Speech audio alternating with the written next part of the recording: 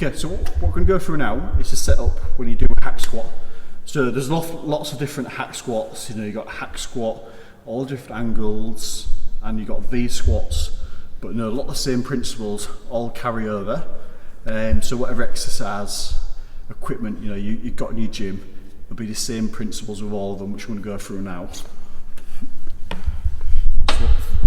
first thing is just make sure your feet are in the right place. And this is a bit of trial and error. When you go down, because this is depth you need to go all the way down, you need to make sure your hips are always in line with your knees. So you're getting a full stretch on your quads and they're getting wet fully. And back up. So now we need to make sure your foot position's in the right place. Because if you go all the way down, and let's just say you start shifting to your toes, you're lifting your heels up, and that might be because your feet are too far forwards, or vice versa. It might be because your feet are too far back. Like even now, I'm not even halfway down. And I can feel, because I've got the flexibility of my ankles and my legs are too long, I can feel my shifting to my toes. At no point, your foot needs to stay flat.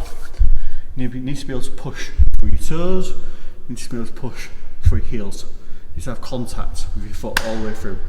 So this is why when you do your warm-up sets, it's really important to keep the weight light so you can practice where your feet need to be. So another point, when you do hack squats, is make sure the contact point, always think about pushing your hips really hard against that pad. So when you're going down and you're going back up, think about pushing your hips in. Because if your hips start to pull away, you're going to shift to your toes. So pull your hands on these bars tight, get your feet in the right place, push your hips in, all the way down, keep pushing hard for your heels, keep pushing your back against the pad until your hips get in line with your knees, push your back against the pad really hard, back up to the top, soft knees, no point do you lock out your knees, always leave soft knees. So show that one more time.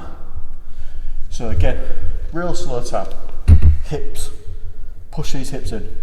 If your hips pull away, you're going to go to your toes. Push hips in, all the way down. Make sure your hips are in line with your knees. Again, push hard for heels, back up to the top, soft knees, never lock out. So one last thing now, breathing. Breathing is a really big part when you do a lot of exercises in the gym, especially when you're doing leg exercises where you're loading your spine. So I'm just going to talk about your breathing now without even it being on here. So when you're at the top of the machine, take a few breaths in and out. Before you go down, take a really big belly breath. So, and now you're going to hold that all the way down. Hold your breath.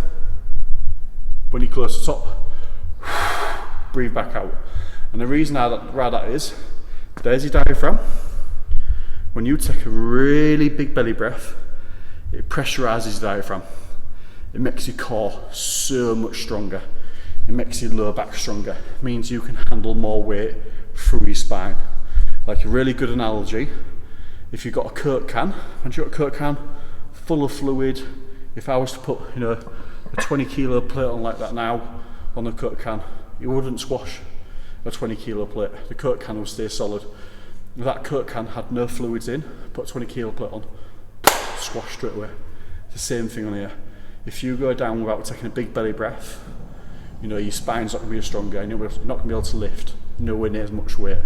So last thing, big belly breath. Breathe out at the top. So that there is the setup when you do hack squats.